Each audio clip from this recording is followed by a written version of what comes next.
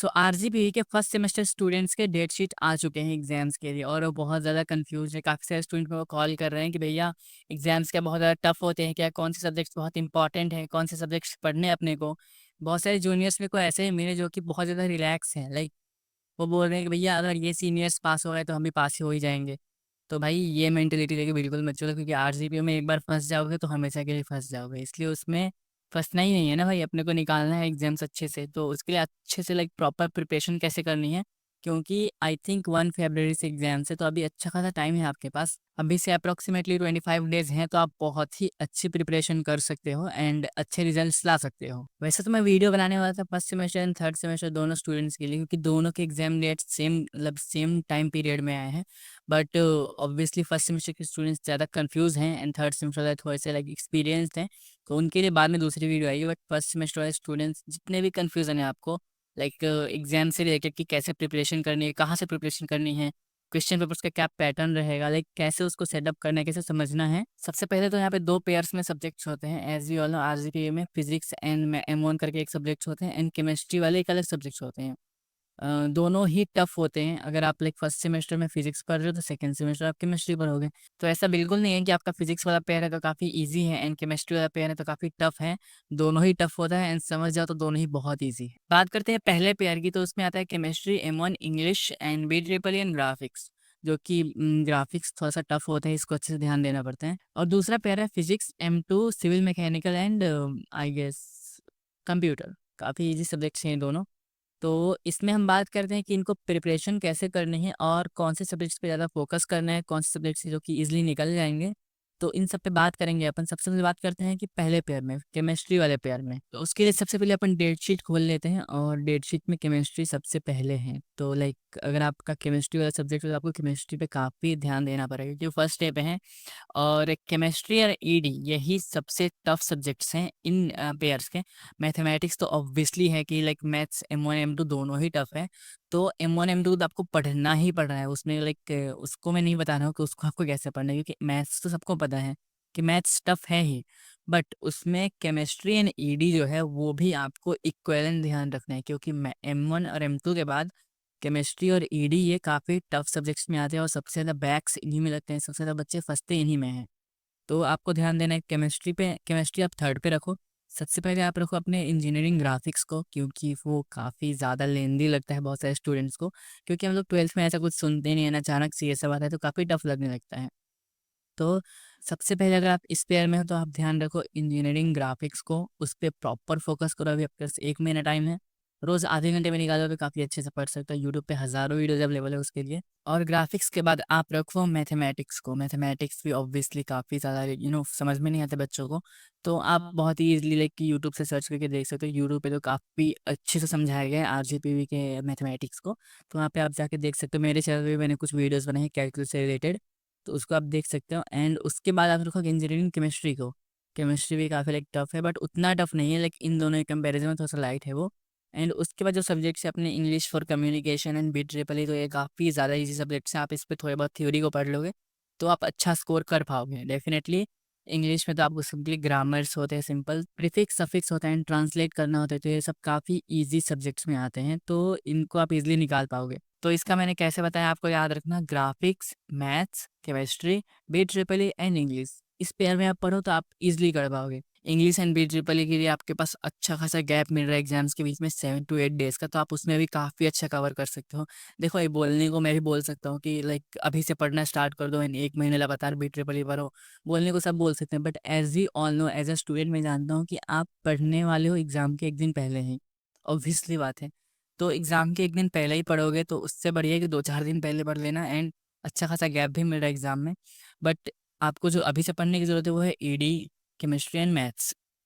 अब बात करते हैं दूसरे पेयर की, कि दूसरे पेयर में कौन से इंपॉर्टेंट सब्जेक्ट्स है। तो उसमें तो सबसे टफ जो है वो M2 ही है। आई गेस M1 ही होता है दोनों ही पेयर्स में फर्स्ट में। अगर आपके पहले में M2 है तो M1 M2 like mathematics exact इतना समझो, जो भी आपके बैच में मैथ्स पढ़ाई हो रहा है मैथ्स को ही ज़्यादा फोकस करो, क्योंकि दूसरे पेयर में मैथ्स ही सबसे ज़्यादा इंपॉर्टेंट है।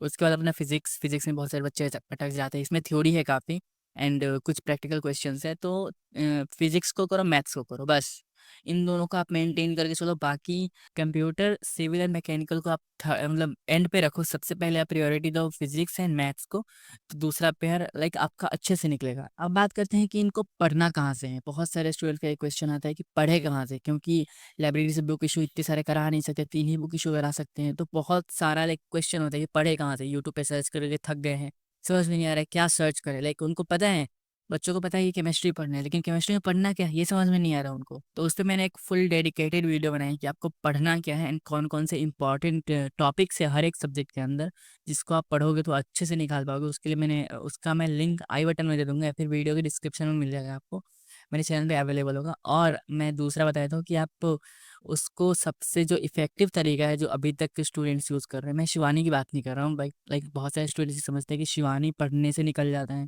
क्योंकि सीनियर्स ने बताया भाई शिवानी करो, शिवानी करो। आई डोंट थिंक सो कि शिवानी पे डिपेंडेंट रहना चाहिए आपको, क्योंकि जब तक आपको कॉन्सेप्ट्स क्लियर नहीं होंगे ना, आपको शिवानी पर कोई समझ में ही नहीं आएगा।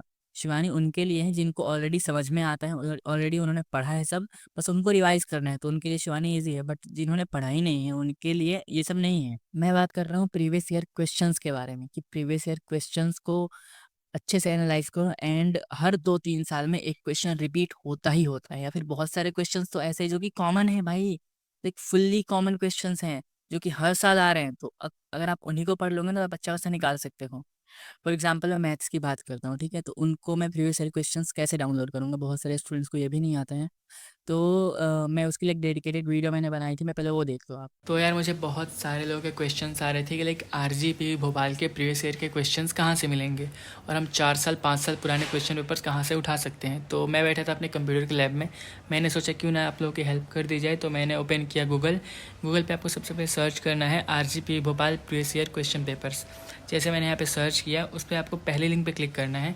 इसमें आपको डिप्लोमा, फार्मेसी और बीटेक सबके क्वेश्चन पेपर्स मिल जाएंगे। जैसे मैंने बीटेक सेलेक्ट किया, यहाँ पे आपको ब्रांचेस मिल जाएंगे। तो ब्रांचेस में जैसे मैंने सीएससी सेलेक्ट किया, एआईएमएल सीएससी सबके लिए मिलेंगे।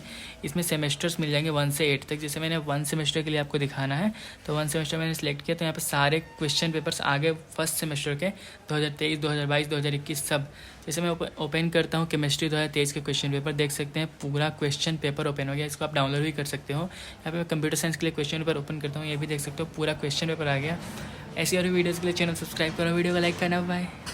अब बात करते हैं, अगर मेरे को कोई एग्ज़ाम देना, फॉर एग्जांपल मेरे को एमॉन का एग्ज़ाम देना है, ठीक है, तो मैं कैसे निकालूँ, मैं पर्सनली बता रहा हूँ। तो बहुत ही ईजी है। फॉर एग्जांपल मैं जाऊँगा जाके प्रीवियस ईयर के क्वेश्चंस डाउनलोड करूँगा 10 ईयर्स के।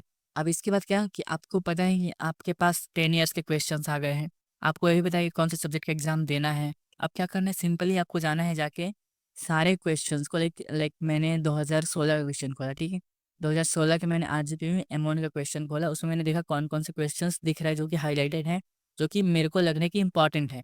फिर मैंने 2017 के क्वेश्चंस खोले, तो मैंने क्या देखा कि 2016 और 17 में कौन से क्वेश्चंस कॉमन है जो कि 17 में भी आए हैं, उनको मैं नोट कर लूँगा अलग। फिर 2018 के क्वेश्चंस में खोलूँगा तो और भी कुछ क्वेश्चंस मिलेंगे जो कि 16 में आए थे, 17 में नहीं आए थे, बट 18 में आए हैं, तो उनको मैं नोट कर लूँगा।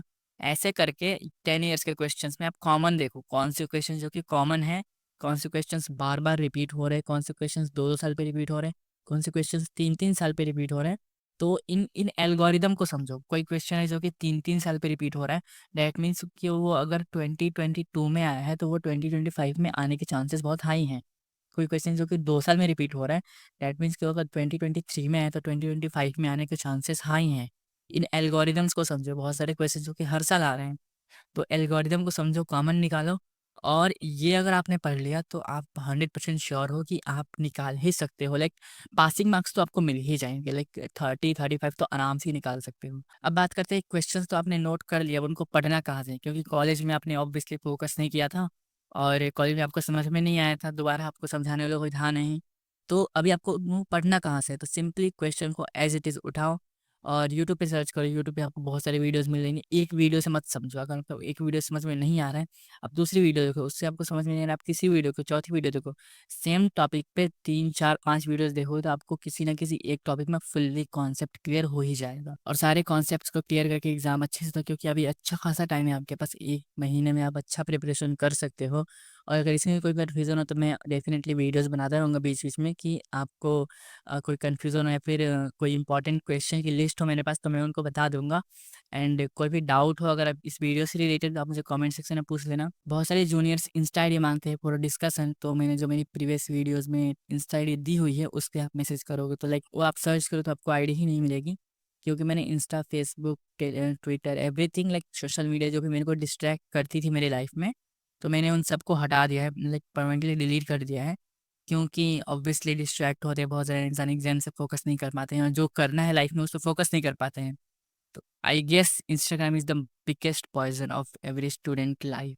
बट फॉर इम्पोर्टेंट क्वेरीज़ मैं सेम सिमिलर एक इंस्टा आईडी दे रहा हूँ। इस पे आप कोई इम्पोर्टेंट क्वेश्चन या फिर डिस्कशन हो तो आप इसमें मैसेज कर सकते हो। बट मैं ज़्यादा एक्टिव नहीं रहता हूँ बट देखता रहता हूँ। और आज की वीडियो में इतना ही, कोई भी कन्फ्यूज़न हो वीडियो में तो कमेंट सेक्शन में पूछ लेना एंड वीडियो को लाइक करना, चैनल सब्सक्राइब करना। और एक इम्पॉर्टेंट बात भाई, अच्छे से पढ़ो, अच्छे से फ़ोकस करो पढ़ाई पे, क्योंकि 1 महीना बाकी है, 1 महीने को लाइटली मत लो। मिलते हैं किसी अच्छी इन्फॉर्मेटिव वीडियो में। Bye bye.